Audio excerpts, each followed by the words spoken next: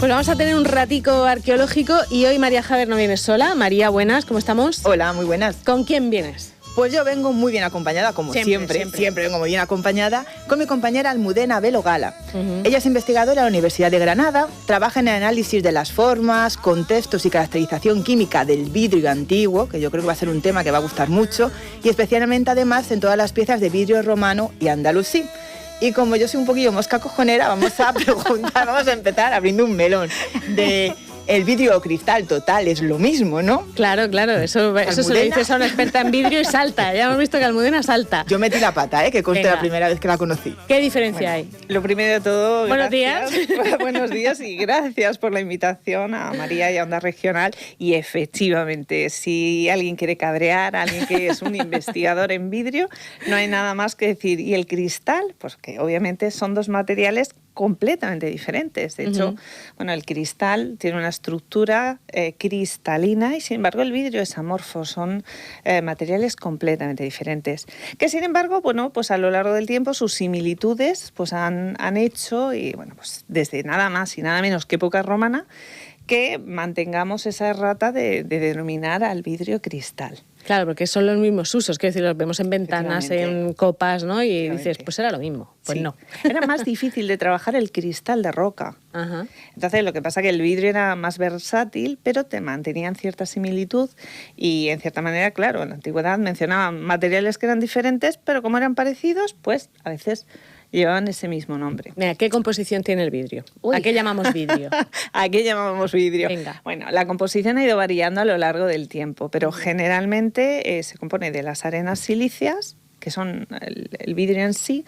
Lo que pasa que, claro, lleva una serie de aditivos porque el sílice funde a unas temperaturas, se necesita una temperatura demasiado elevada. Entonces nosotros tenemos que ir añadiendo una serie de fundentes que generan que podamos fundir el vidrio a una temperatura inferior. Y más que en la antigüedad sabemos que los hornos no eran las instalaciones que tenemos hoy en día. Entonces sí es cierto que a lo largo de la historia pues han ido utilizando diversos componentes para poder obtener vidrio.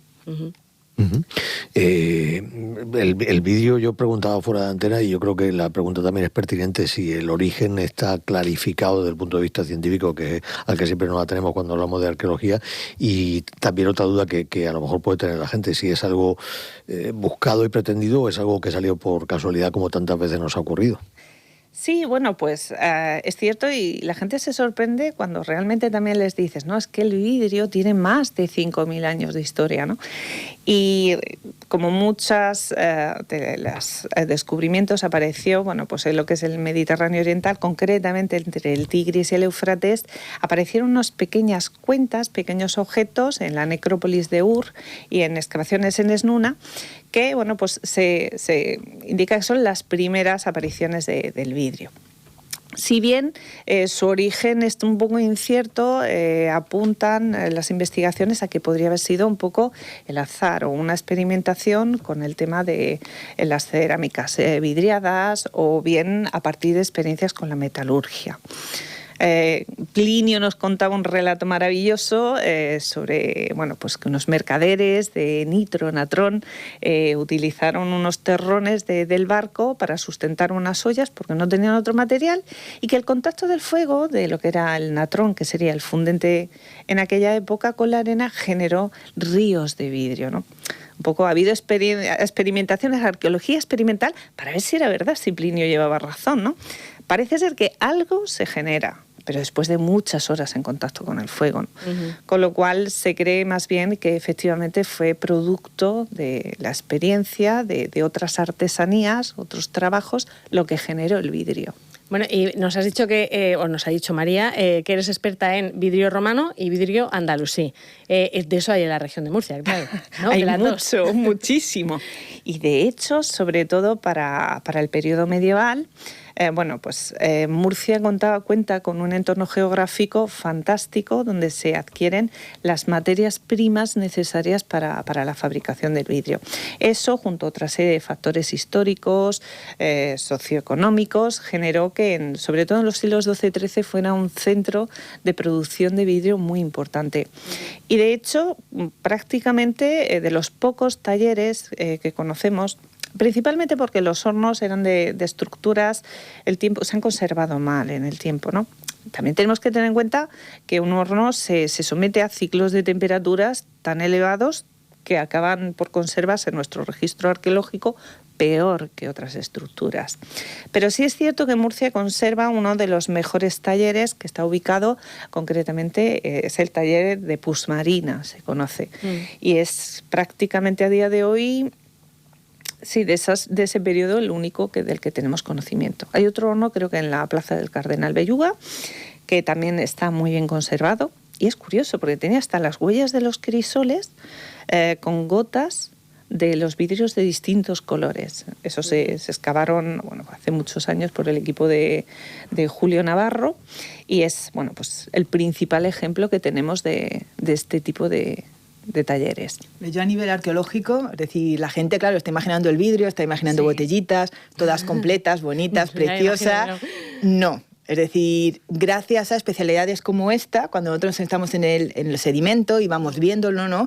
Ellos nos enseñan a cuidarlo, a que se conserve, porque son muy frágiles, sobre todo cuando cambian las temperaturas, cuando le da la luz que cambia directamente, se vuelven mucho más opacos. Y luego, claro, por ejemplo, ella está trabajando muchas veces sobre ungüentarios o elementos medicinales con fragmentos muy pequeños que son capaces de hacer unas tipologías, y yo creo que es una parte fundamental y una parte que antes totalmente no se podía trabajar ni estudiar porque se pasaba desapercibida. Claro, es que encontráis a lo mejor un trocito pequeñito de algo, ¿no? Y ahí ya empezáis a estudiar. Efectivamente, normalmente. Eso es otra de las quejas de la gente que estudia el vidrio. Que además, se quejan mucho. Mucho.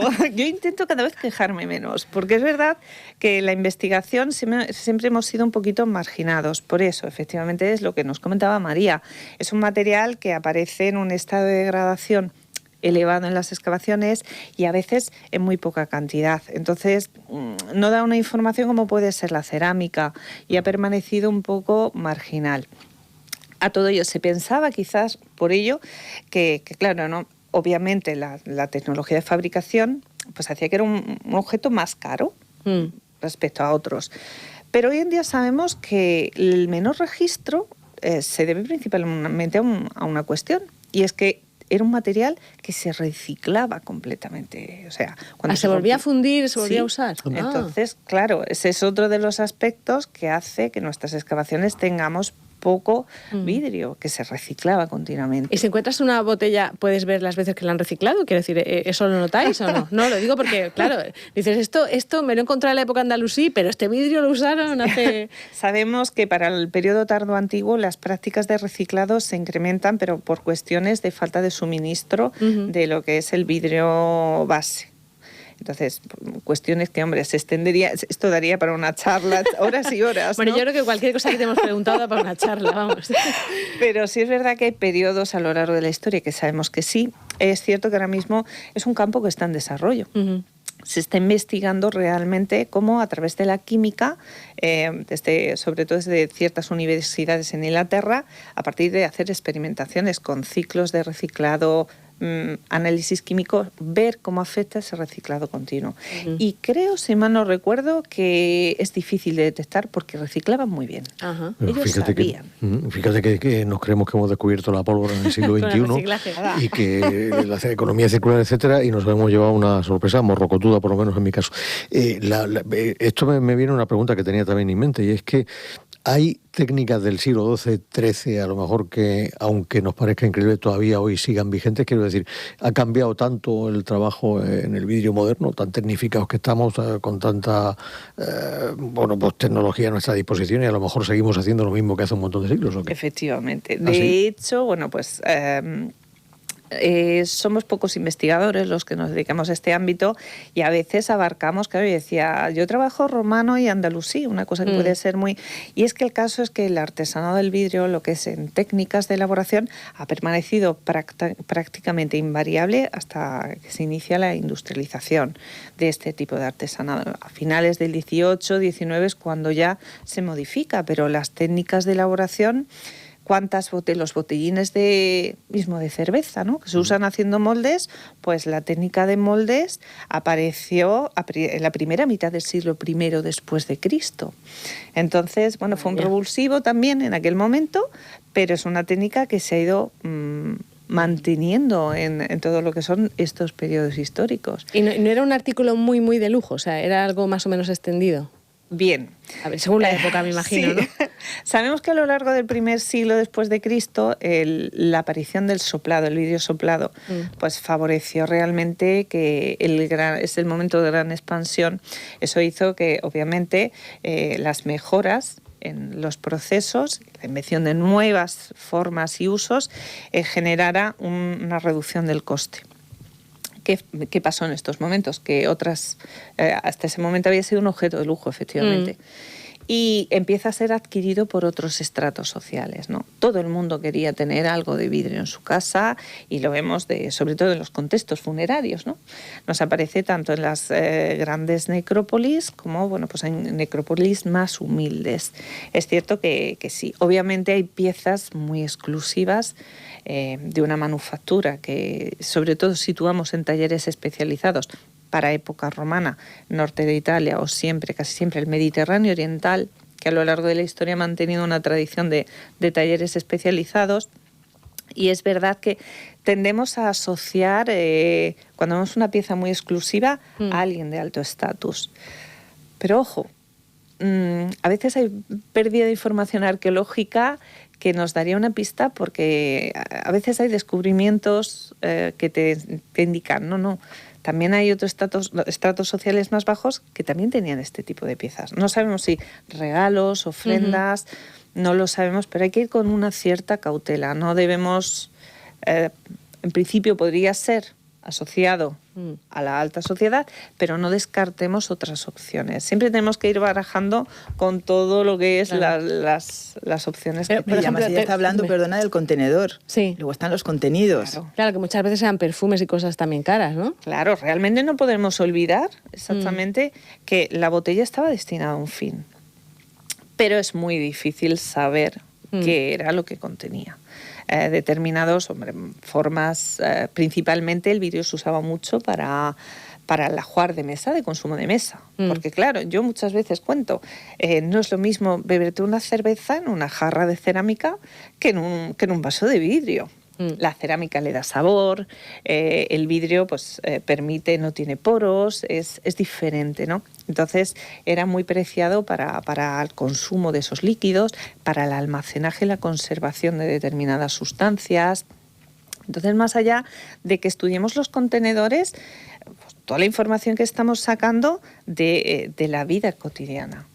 Bueno, y yo le iba a preguntar por las ventanas. ¿Cuándo empezamos a tener ventanas con vidrios? ¿No? Es que es verdad. ¿Para qué habrá abierto el melón? Es que yo siempre he pensado que era un lujo, ¿no? Que nosotros siempre nos imaginamos ahora todas las casas con ventanas, pero creo que que tardamos en tener ventanas, ¿no? Pues ese fue un tema que yo desarrollé durante mucho tiempo, el vidrio de ventana. De ventana.